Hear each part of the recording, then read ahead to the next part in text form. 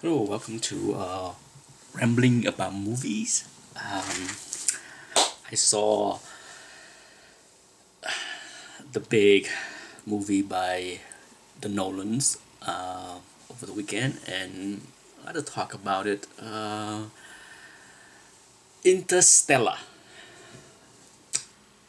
Ever since I saw the first clip as well as the posters about the movie, certainly I want to go see it. It intrigued me a little bit. The trailer was not all too revealing, which I like. I detest trailer that show too much, that spoil the whole storyline, and often these days somehow the people that market movies felt a need to spoon fed the viewers the entire storyline in a 2 minute trailer. So for Interstellar, I can say that the trailer didn't give away too much, and you know it intrigued me. I was not dying to go see it. I certainly was not. I'm a fan of Nolan. I wouldn't say that I'm a huge fan where everything that he made I say is awesome. But I'm a big fan, so that everything that he made I would definitely give it a chance, a fair chance. And I walk away from Interstellar with a mixed feeling. I can say that I enjoyed the film. First off, I will go into a spoiler-filled part of the review after the first few minutes, and I will give a warning, and then you can turn off. But for a 3 hour plus movie, I had to say that I did not feel too long. In fact, I wish it was longer. Okay, so for me, I can say that the 3 hour went by fairly quickly, which is a good thing. That means that the story was engaging enough and the acting was good enough that you feel vested in the characters and the storyline to not feel bored and wonder what's going on with the movies. So that's a plus for the movies. The visual look of the movie is beautiful. Even the boring the boring shot on Earth with the fields of wheat or whatever thing they were growing the farm, which is beautiful. Okay, I did not see this in IMAX, but I can imagine if this was an IMAX of viewing it, the space scenes and all that would be just breathtaking. Because it was nice enough in the screen that I saw. Acting wise, no complaint. I have no complaint on the acting. I thought Matthew McConaughey was just wow. I like it a lot. I have always enjoyed Matthew, especially when he does serious role. I mean, um, certainly I enjoy some of his comedies that he did over the years, but often those movies weren't very good, and he was kind of goofy. But that's himself. I think in real life, Matthew is just a goofy guy. If you see him on all the talk shows, but once in a while when he does a serious role, I really enjoyed it. And for this, wow. So without talking too much about the movie and not talking about spoiler, I can't say anymore. All I can say is I enjoyed the movie. This is a tough movie to give any kind of rating out of 4 star. If I have a 4 star rating, I don't think I can give it a 3 out of 4. Okay, and once I get into the spoiler part of the review, I will explain why I think it just does not get a 3 out of 4 star for me.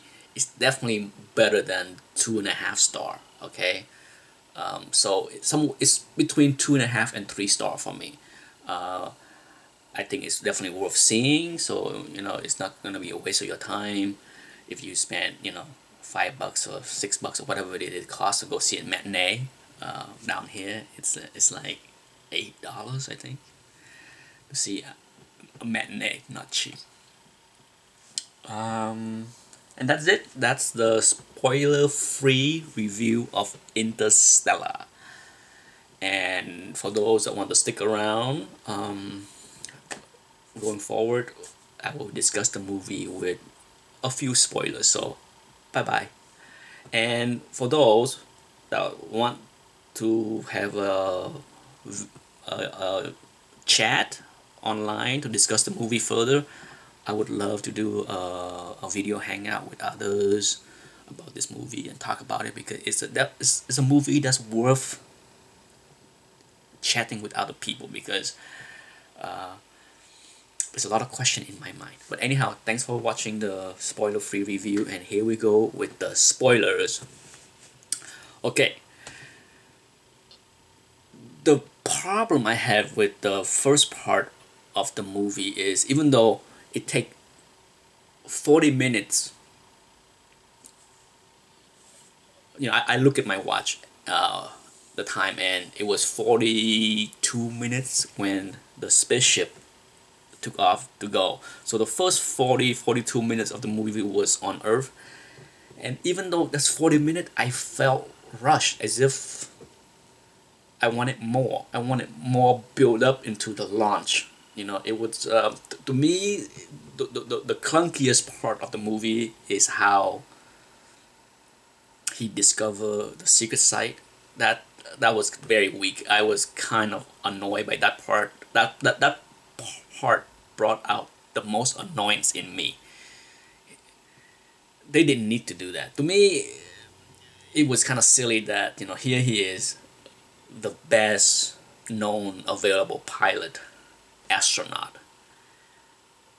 and this big secret site is kept away, and he just happened to stumble into it. It's all that coincidence and nonsense I could do without. I would rather have the movie start out with him working with NASA on this secret mission, and skip all the nonsense about the secret site and he didn't know about it, and it just happened that he stumbled on the site, and wow, you're the best available pilot and astronaut, so you're gonna go.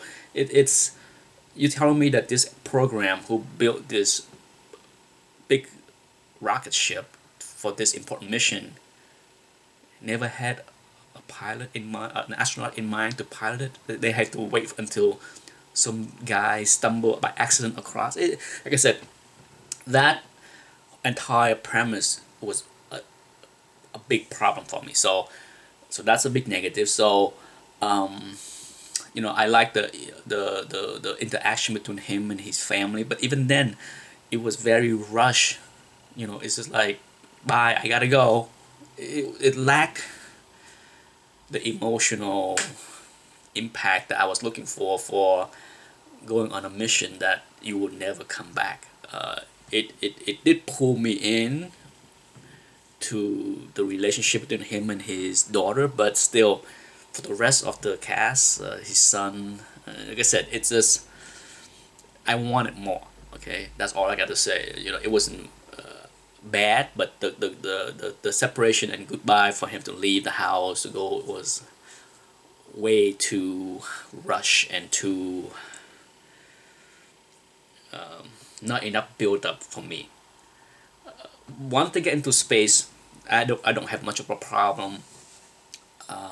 Everything that was going on in space and at the planet. The one thing that I had to say is a lot of the science stuff is over me. Okay, I mean, I definitely will watch this movie again. I was very surprised to see Matt Damon. You know, I didn't pay much attention to the cast that was announced. So when Matt Damon popped out, I was like, whoa, Matt Damon in this movie. And I like it. I like what he did. I'm telling you, Matthew McConaughey, the most powerful scenes that brought tears to my eyes was when he was on a spaceship and he watched the video of his children, now grown adult, because of the big time lag, and he was sitting there, gets all choked up and crying. Wow, that was heavy. It definitely brought tears to my eyes because it's, I understand. I can relate. Um, but it's but even with that, I was brought back to the confusion real quickly. Like I said, all that thing about time and space and the fifth dimension. Wow, that stuff it blows my mind, and the plot holes that start to bounce around in my head. I was confused, but not to a point where I'm just like this movie stink. That's not. It's in a way it's good confusion. I can't say that I understand space and time continuum, and maybe you had to be Albert Einstein to come up with that kind of logic for this movie. But anyhow, so that was powerful. And then when he was in the fifth dimension on the other side of his daughter, trying to send the signal, all that. That was kind of neat, but at the same time, more confusion. Okay, like I said, the science of this movie confused me a lot, but I enjoyed the story and the flow and the acting that I don't mind being kind of confused throughout the movies. And then once he woke up and lived in a space station, I'm guessing, and he found out that his daughter is now older than him, and is coming to visit. That part was extremely powerful. Another incredible, powerful, emotional scenes that also fail in many ways. For many things that it worked, it also fails. Okay, I love the little few interaction with him and his daughter laying in bed. It was extremely emotional. The facial expression is just it choked me up even talking about it. It's but what kills me is here you have in a room filled with family, her kids, grandkids. You're talking 15 people, 20. The room was filled with people. Matthew walked in there, hold her hand, have their moment, and then bye, left. Really? Really? Oh my God! That was the second time in the movie that I'm just like, really? You just brought me to tears, and then this, to me that was not handled proper in my opinion. And then I like for some people, now that I saw the movie and saw the review of many other experts online, some people didn't like the last 5-10 minutes on how the movie ended, and I actually don't mind it. I didn't have any problem with how they show Anne Hathaway character in a faraway planet, and how Matthew character get on a spaceship and go find her, or try to find her. That is fine. I didn't have a problem with that. I have a bigger problem with seeing his daughter for the first time in decades, and the whole conversation lasted 3 minutes, and then he just walked out and ignored her whole family like none of them matter, so he don't care. I would care a lot to see my grandkids and give them a hug at least. So that's my review for the movie. Like I said, I would love to do a hangout and chat more about the details of this movie that went over my head. For those that want to, just contact me and see if we can work out a time that we can all get together and chat about Interstellar. Anyhow, that's it. Thanks for watching. Bye.